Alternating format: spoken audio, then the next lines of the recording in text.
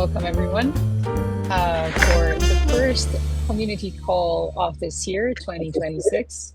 We are very, very happy to be starting this year all together as one strong virtual community. We've been running these community calls for years now, where we come together from around the world, members of gig. I'm going to mute you, Irene. Sorry.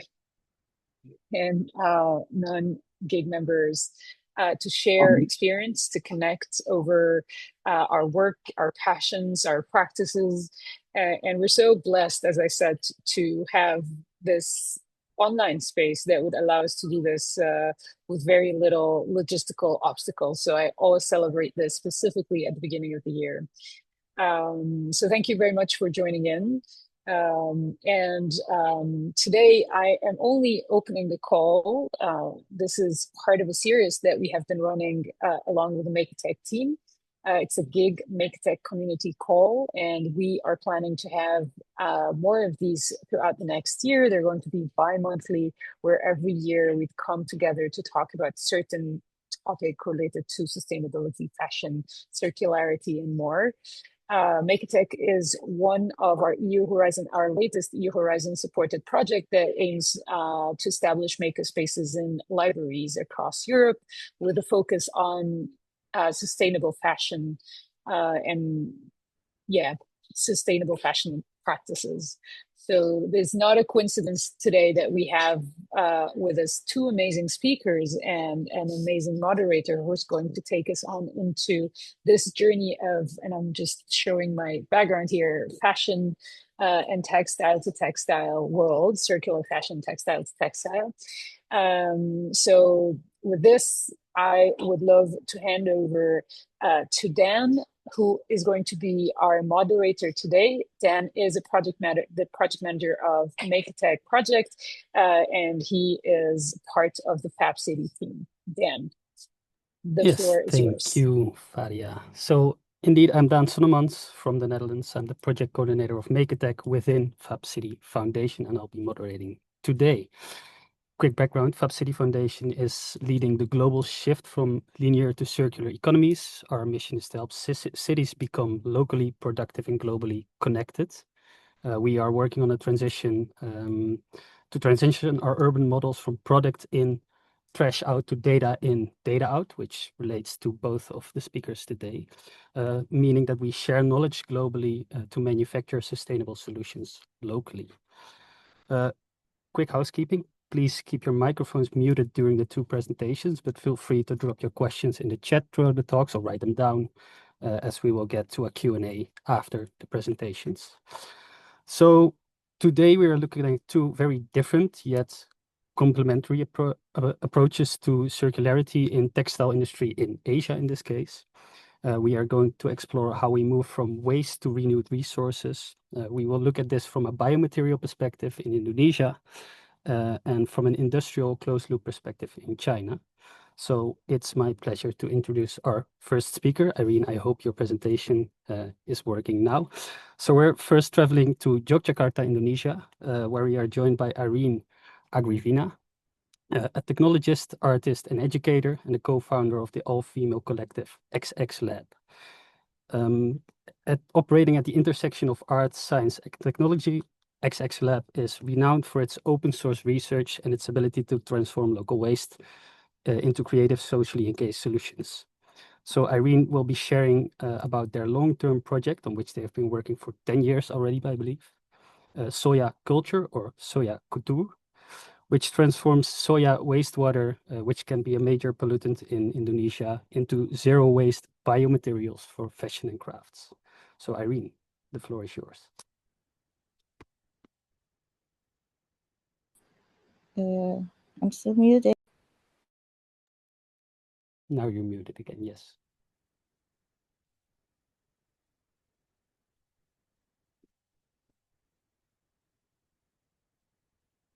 Irene, you're muted still.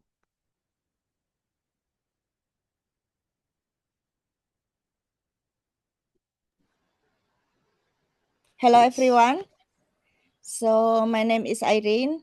As Dan said, I'm happy to be here, and then I will introduce actually my project. Soya Ture is actually a long-time project, so run by all-female collective called XXLab. It's like spin-off project from HORN Foundations, that an organization and collective in Indonesia that working in art, science, and technology.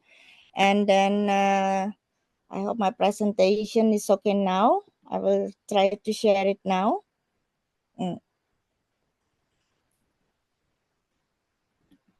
Sorry, it's a bit technology.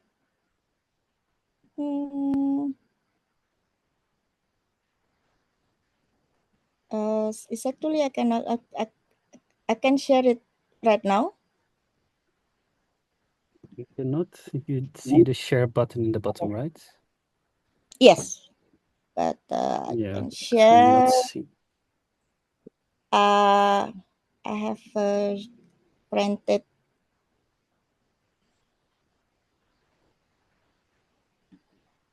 Okay. Can you see? Not yet. I'm not seeing anything yet. Now? Nope. Now can you see? Something is happening. It's loading. Okay. Yeah. Just give it a sec. I'm still seeing a black screen, but I think it's loading. Now we can see something. Yes, we see the presentation. Okay. So it's I will start why we're making this. Like at first, because we didn't really know that it will be going like a textile or something, but we are working actually as a collective, and we call it like domestic hacking and collective making. And I want to share why we made this. So.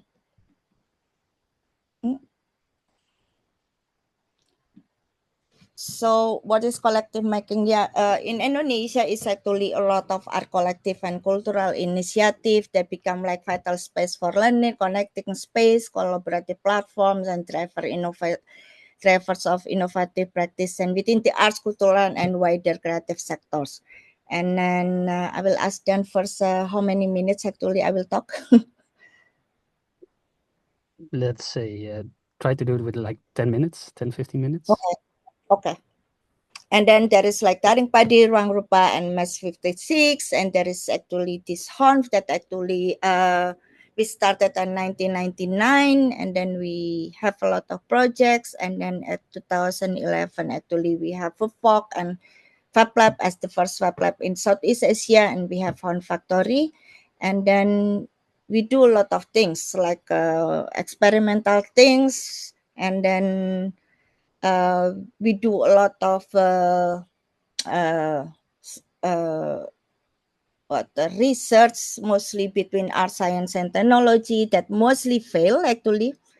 And then we do also think tank project with the universities to solve some urgent issues in here. So I live in Yogyakarta, like in the middle of Indonesia, and this actually some of the project like IPS intelligent bacteria is that time is many people died because of the non-safe alcohol they try to make themselves because the government raised the price of alcohol that time, and then they make themselves many people dead. And we make these projects actually working with one university in Java called UGM, and then so we make this how to make a safe alcohol. And then because we are living in the in Indonesia and it's illegal, so we make it into our project that actually really successful as a social innovation.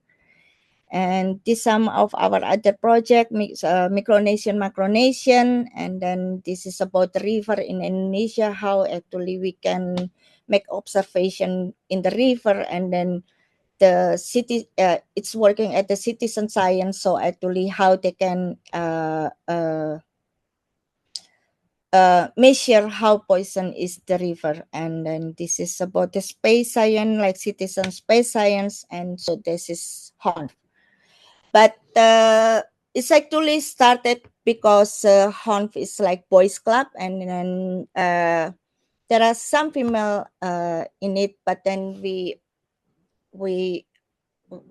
once actually, so our dear friend like us, researcher came, our dear friend asked like, how do you feel actually working like in the environment that full of boys, and then in the sector that is actually very misogynist, and then we start to ask like it's okay, but then and then we make this like incubation for female and trans that time together with Stephanie Wusit, and then we continue and then make XXLab. But it's actually in Indonesia, it's also a lot of collective that working actually like in this same like cultural and art. There is Parrot, there is that working also in the fashion and textile, and there is Empu that working with art, and then there is Bumbon that's actually also working with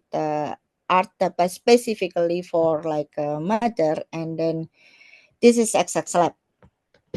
So all female collective from Yogyakarta that from members very interdisciplinary background and focus on the exploration of art, science, and free technology, like using open source software, hardware, and materials. And we run a number of DIY and do it with others project and workshop. And then it's founded as 2013 as continuation of the Indonesian chapter of Miss Baltasar Laboratory Workshop. So at the first is actually we made a lot of experiments, and then because two of them is fashion designers, so and then we are working also with a collective from architecture from one university. They asked us about like, can you do something like a sustainable material, and then we try to make research about it, and we found out that in Indonesia is actually like it's one of the biggest soya consumption in the world. It's like the second. And then there's a lot of tofu and tempeh productions. Like almost in every district actually in Indonesia, there is this home industry of tempeh and tofu production, but they just threw the waste to the river, and then for like 100 years, we don't know, like actually for how many years it's always become a problem. And then some actually in some areas is become the biggest one of the biggest problem, until also they went into jail because they don't have enough money to make a good drainage, and they just throw to the river, and then it is actually illegal, but there is no solution about it. So we try to make it but also at the same times we also one of the biggest nata the cocoa production, but this also at that time is actually the Unilever monopolized the nata the cocoa production, and many industry is also collapsed. So we came to like some places actually around Yogyakarta that actually the industry the center of the industry for nata de coco, and we said how if you change this in and make like soya. And so we worked that time is also one professor for the university that give us also like some suggestion. So actually it worked, and then with the same method of the nata de coco, and then one process ahead that is actually we make that into kind of like textile. Sorry, I have video, but I don't think I can play it in here. So we can make it into, it's not textile, and we don't know how to call it, but it's kind of like a something like I think like it's an alternative for people. Sometimes like call it like vegan leather. People call it like vegan textile, and then now we still on the research to make it also like textile we did, but it's not like really proper that you can see like the dress, and then it's also we make it into a replacement for the leather, and then but it was ironically after we won the Ars Electronica, it's a lot of big industry want to work with us, which is it was a bit for us. We like it, like we want to share it, but and then it's also against because our purpose is actually so the mothers that live surround the area that used to be nata the cocoa, they can produce it, and then actually the industry can take it, but it was a bit difficult, so we asked help for the government like to help us, but and then when it's different regime, so the project is fade out. So until right now it's actually we still try to make it to do by our own like self-funding about this research, and then there is come this second generation of XXLab, and they try to make it with the open source software. They try to make it how if we want to scale it up, and we make a website and everybody can join. And yeah, I think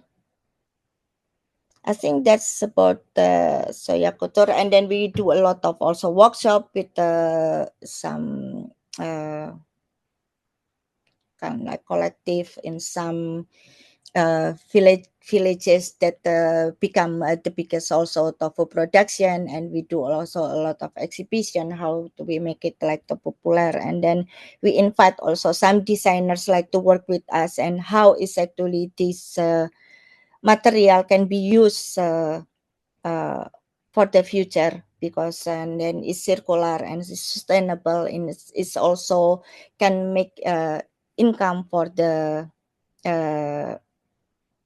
female in surrounded in female surrounded in Indonesia, that they can do it in their home, so we call it also like domestic hacking. So I think that's my presentation. So thank you, and we can discuss it later on the discussion. Thank you so much, Irene. It was very inspiring. Super cool to see how your open source and grassroots innovation can like directly solve local problems or impact the local waste streams over there. And I also love to see that there are many art and science collectives around Indonesia doing similar things. Super cool. So now we're going to shift gears a bit from biomaterials to the world of industrial textile recycling. So joining us from Xinjiang, China, is Xiaoli Ding, the brand director of Resoon and a sustainability leader driving the green transformation of China's footwear and apparel industry, if I may say that.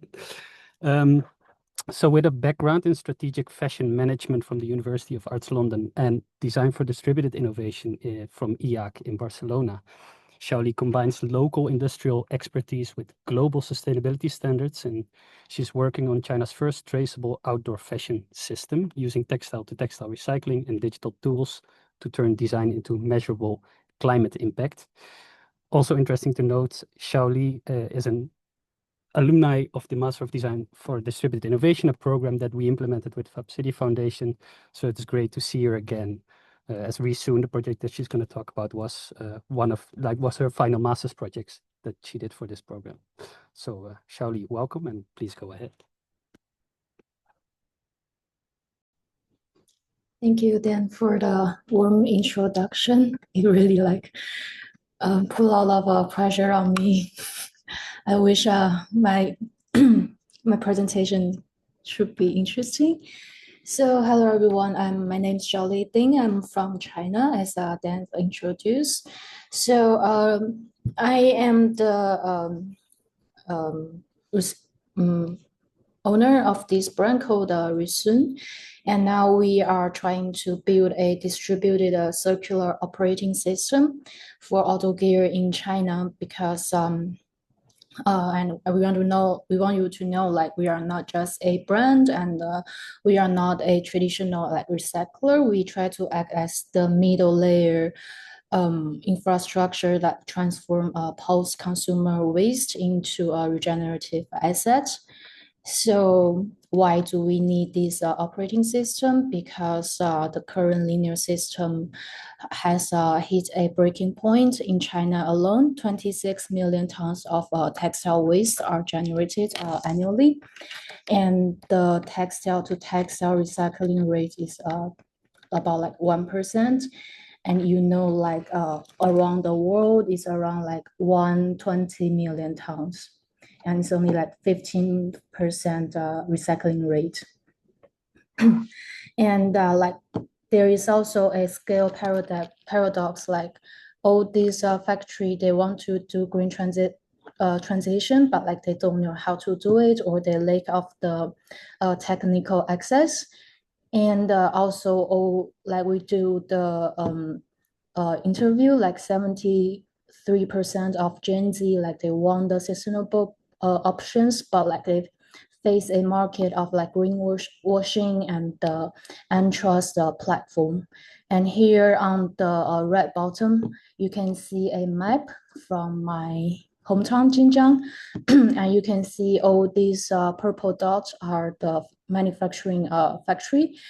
They produce shoes and also clothes. And you can see the most purple part called Chendai town, and that's where I'm from. Like only this part, like they produce like around 20% of the sneakers for the world. So I think we are actually on a waste crisis. So what we do now is like we decide not to produce any more new products, and we try to build this Resume lab. And so it works on a simple philosophy to design global and manufacture local. So we don't really move like all these post-consumer waste across the ocean. We just move the data.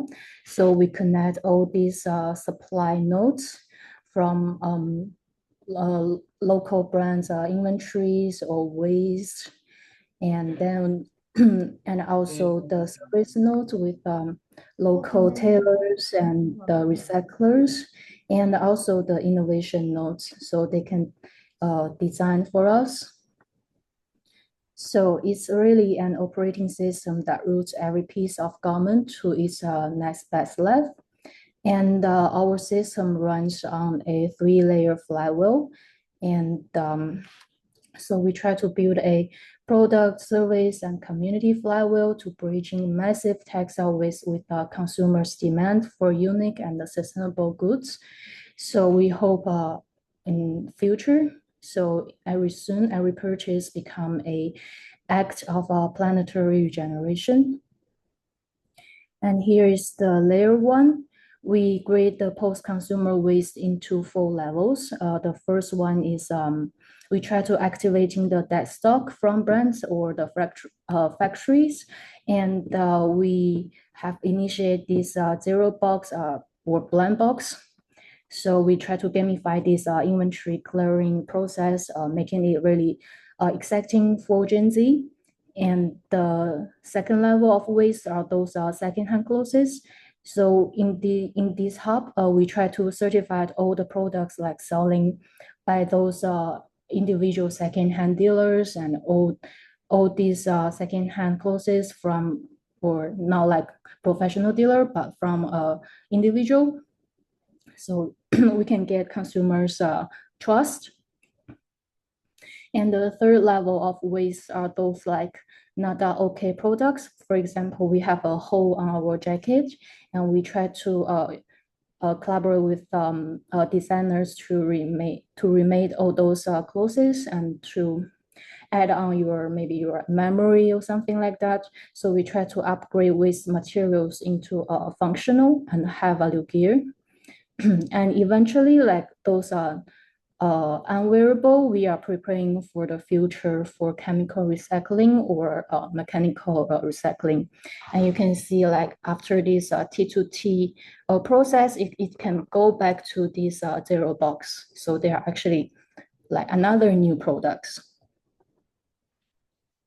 And the second layer is the service. So selling is just a beginning. We want to extend the product's life. So Resume provides a standardized repair and care solutions.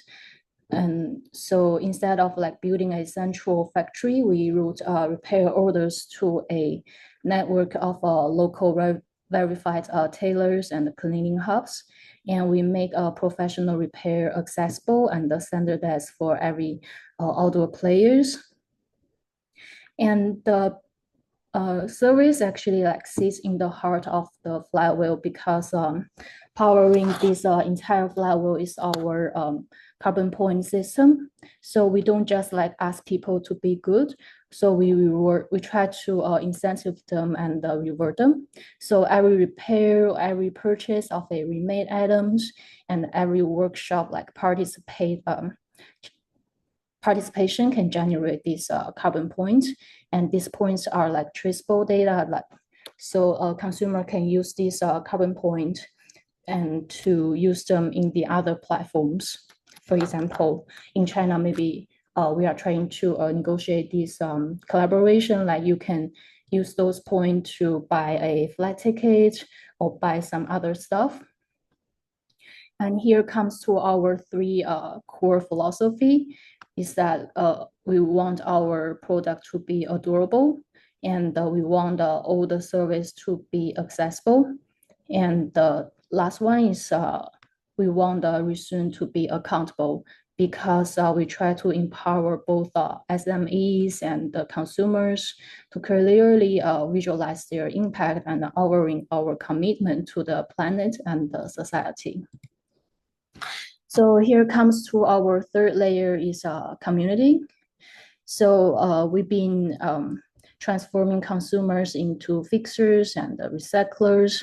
For example, the left image is like we host those outdoor activity to collect all the plastic bottle on the mountain, and then we collect all those plastic bottle to make it into a new rPad T-shirt, and we sell them. So we can have this initial money to host this new activity again. And also the second left-hand image is like we try to teach our consumers to repair and remake their clothes.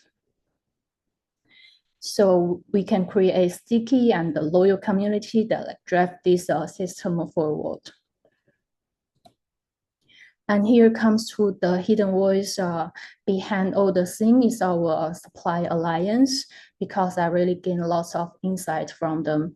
And we want to have an interview with them, maybe like monthly, so we can have this voice to be here on the internet. And here comes to our ultimate goal is like a molecular regeneration by tracking the life cycle data of every atoms selling on Resume. So we create this digital product passport, and we also are preparing the raw material for the chemical recycling technology for tomorrow. So from fiber to fiber, we want complete closing loop. So where we stand in this industry is like we are building the infrastructures. We are the enabler, not like a competitor. So we help brands to handle their after sale, and we help recycler to get sorted material.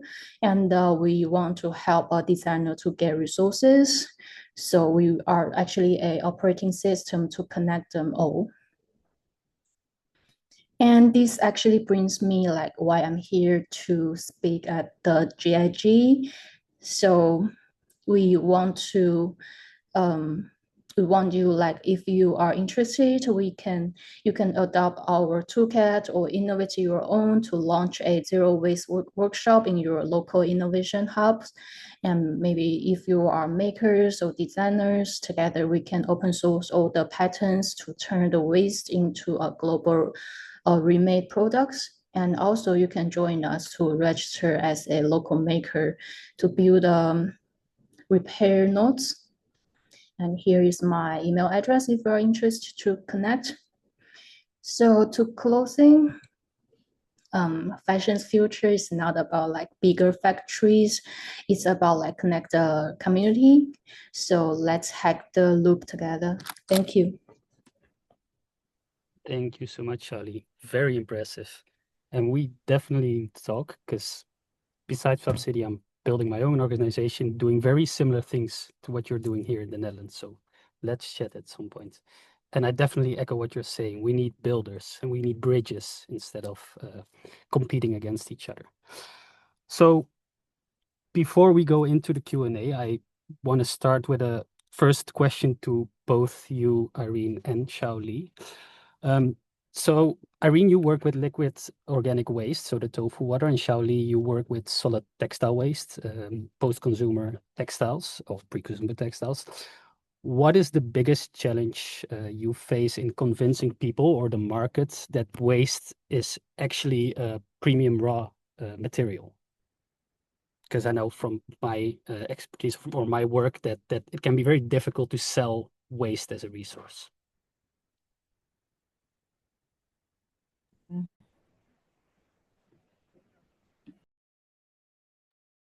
Go ahead, either of you, whoever wants to answer, or both. Okay. So I will go first. Yeah.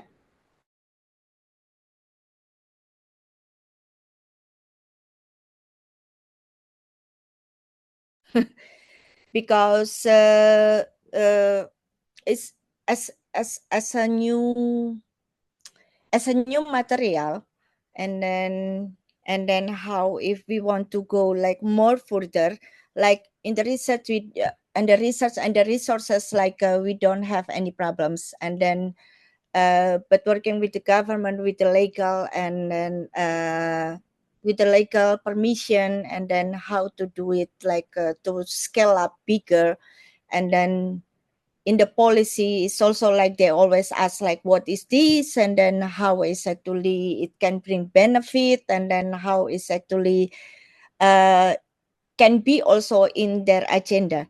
And then and because the government have their own different agenda, and then if they're not there yet, and yet they support somehow they can like support in the research, but to scale up, and then how to work with the industry. And then for example, if we want like to export it, and then it's still like very difficult, because like this, what is that material, and then we need actually like their support in this like kind like policy, and to support of that this is circular, and this is not actually like from like a big factory, but this is kind of like more grassroots, and this is kind of like more like open for the people to adapt. And they always like say it like you have to give like pattern, you have to give like more, and it's very difficult like to go like to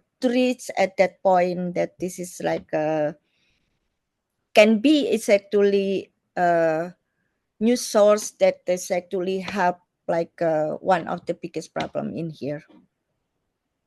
Yeah, makes sense. Makes sense. And what about the consumers? Have you tried or have you talked to people about the products that you have made so far, and are they interested in the future buying those kind of products from waste?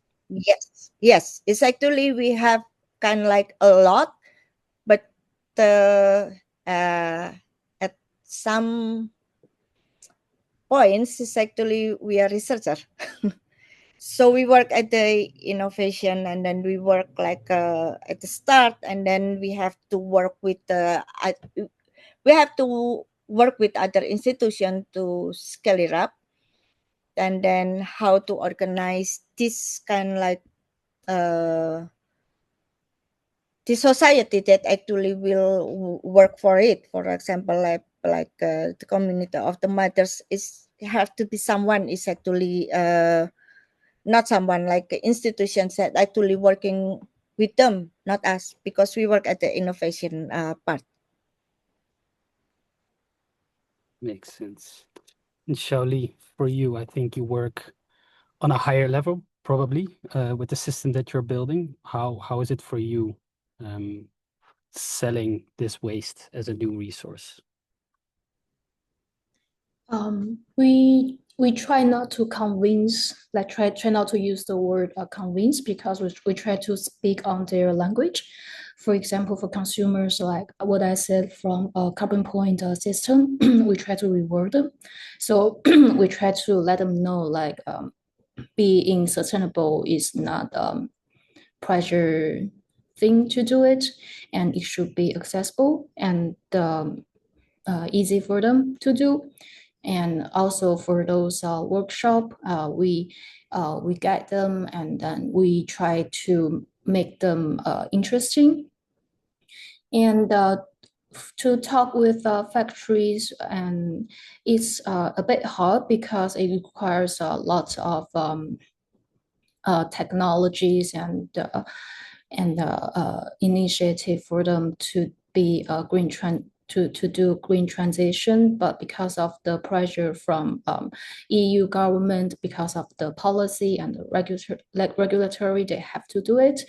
So what we do is try to help them to talk with policymaker, so they can have better subsidies and or some other help. Yeah, we try to connect these help to them, and that's what we do. Yeah. So a two-prong approach, both grassroots, getting the consumer interested into these products, and then also kind of pressuring industry into making or into applying it. Cool. Yeah. Okay, then we maybe can jump into more of the Q&A from the people that are here. I see there's one question in the chat from Matthew. CC4D is planning to establish a textile management hub in Yei, South Sudan. We're already having some sewing machines, 20 of them, but our problem is electricity. Are there any recommendations to organizations we could approach? I don't know to whom this question is aimed, but do either of you have any answer to this, or anyone else here?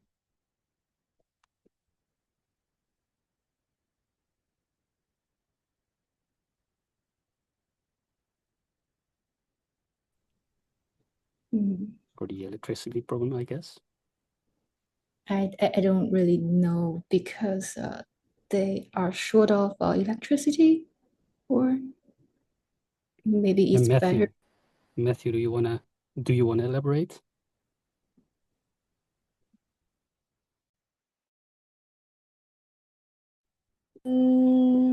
Hi. Hi. Sorry, I was on mute. Yeah, thank you, Diane. And well, it's I love your presentation and your ways of managing, especially the focus on the repair. Well, my name is Matthew, and I work for CC4D, an organization. We operate in Uganda and in South Sudan, and we have two main areas where we have been working on: the e-waste management and textile, repair, mending, and upcycling. And we did this for a couple of times. And one of the interesting thing is that in EA we were given some sewing machines. Like I text about 20 pieces, and they use electricity. And EA is a city which has issues related to electricity. It used to be there, but when instability broke out and the electricity went down, and currently the city is in darkness with no electricity. and we could then use or put into action those machines in order to repair and maintain and upcycle, textile waste. And what we are looking forward is how we could get support on how to set up like a solar energy system that we can use in order to power those machines. And it's mostly not a specific question to one individual, but maybe anybody who has any idea of where we could reach out in order to ask us that support, or to even solar companies or organizations that could fund such idea of establishing the textile management, textile waste management. I personally don't have an answer to your electricity question. I think this is I don't think either of the speakers will have an answer, but I think what Ricardo says in the chat is very nice. Working with man-powered machines. This one on the picture there is you push on a foot pedal and it starts turning. I remember these from, I work with a community in Ghana at Continental Market. They also use mainly these machines because they don't have power, or their power cuts off a lot. Of course, this is not an answer for you now because you already have those 20 machines. But yeah, I don't know. Maybe if someone here has an idea, they can reach out to you, Matthew, and maybe support you on that. Are there any other questions from the audience right now for either of the speakers?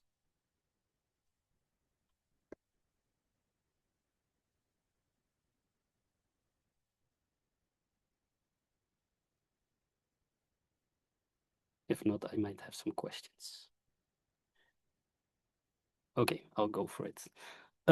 So since we're talking here also about Make Attack, of course, the overarching project that we're working on, which currently features mainly pilots in Europe. Irene, I have a question for you.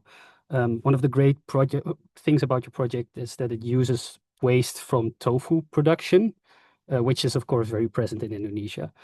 But for those joining us, for example, from Europe, where the pilot libraries are based, who might not have tofu factories next door, because we don't here in Europe. Is this process that you have developed, is it adaptable to other types of bio waste, other types of liquid food waste, maybe something that we do have here in Europe? Yes, thank you for the questions.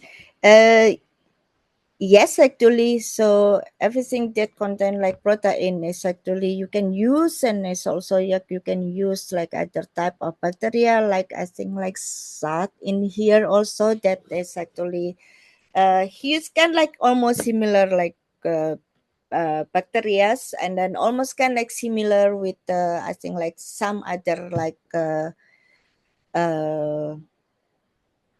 source of material. And then yes, and it's very adaptable. And then to answering is actually Matthew. So what XXLab is actually like working right now. So from that process is actually we can also make as now still very small amount of electricity from this, because it's also you can make it as what is called like bacterial battery is actually, and then it can produce electricity from the process of the fermentation. And so we hope that this process is also like very sustainable, and then and very circular because of this waste. And then you can produce like not only like a material, but it also can produce like electricity and other like other things. And yes, it's adaptable. So is the method or the recipe available somewhere for those, for example, the libraries here who would like to try? Yes, it's actually in YouTube, but I can share. There is also in Wiki, but I can share also to YouTube that That would be great. I uh, think maybe and some of our pilot libraries in Europe would love to try something over the coming year yes. with the recipe.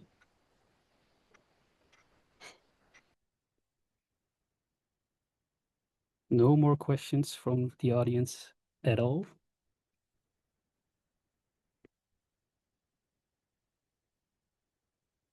Dan, I had a question. I think I shared it on the chat. I don't know if you can see it. I might have missed it, but you can ask it if you want. Yeah. First of all, I just read the question out. I mean, first of all, amazing presentation. For someone living in Tanzania, working with organic and natural materials is something we've been really trying hard to work on. So, my question is, as per the message I have sent, is our organization is based in East Africa, Tanzania. And in the city that we are in, it is also a Fab City, the first of its kind in East Africa as well. One of our biggest cultivations is seaweed, sisal plantations, and orange fruit production. And we do see a lot of food going to waste, which I do believe from what I've been reading and seeing from the Fab cities around the world, there's a lot of ways we could convert that material into textile.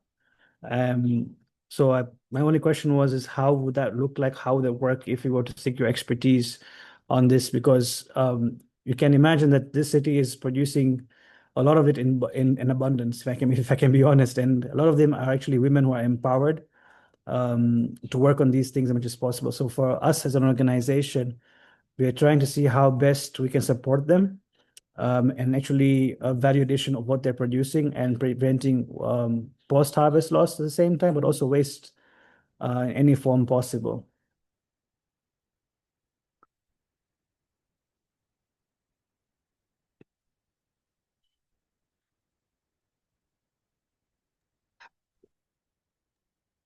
This was a question to Irene, I suppose, right? Yes, I think that is very possible with this method that you use kind of like this fermentation process, and then after that you make the cellulose, and then you can after that you can make everything that you want, and then you can also like scale it up into like industrial like process, and then but I think like in seaweed, like I saw there is another process as well. It's also like using fermentation but different, like they don't make it cellulose but they just turn it into like fibers, and then there's also like some other process of it. Yeah, and I also know that here in the Netherlands, in collaboration with Portugal, I believe, they're making biopigments for textiles also with seaweed. Mm-hmm. Mm-hmm. Yeah, I think that'll be very interesting for us. I think, as you mentioned, I think the processes are different for each end product. For fiber, it's different. For I think packaging is slightly different as well. But if there's any available information that we could use, that'll be pretty awesome. And obviously, your expertise and guidance will be quite relevant here as well.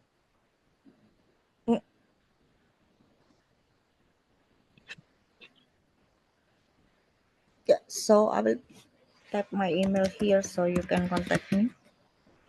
Yes, I will trouble you a lot, so please bear with me.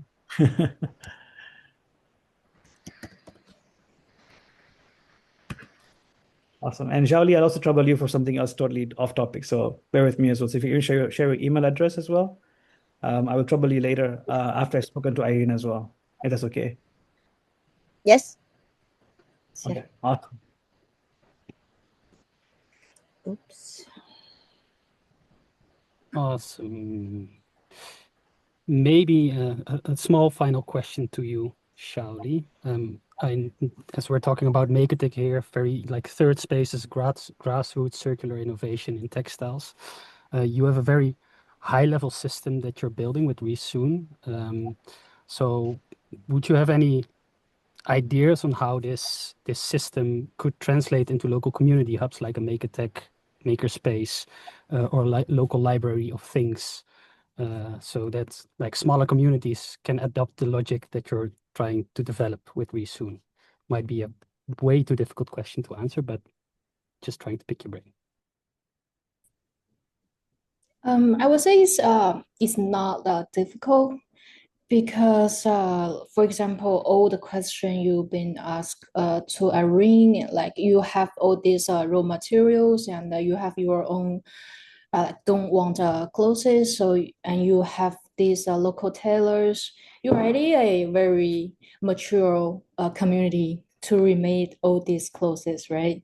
So you can actually like have someone to host some event so everyone can bring their own clothes here, and like local tailors can help or can teach each other like how to sew them or fix them, repair them.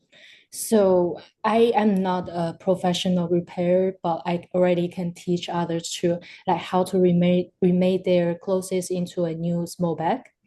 And you don't need electricity for that. You don't need any machine. All you need is a needle and the what the things called, like fabric something. Yeah. Right. Just try to use all the stuff you have on your hand, and you can be together, come up with some more interesting project for the local community, right? Yeah, for sure. And as we know, you mentioned, I think China produces 26 million tons of textile waste. I think globally it's 92 million tons of textile waste. So there's plenty to go around every year. So yeah, let's become a bit activistic and start just working with what's there rather than making new stuff. Yeah. And don't just throw them away. Find some maybe proper recycling bin. For sure.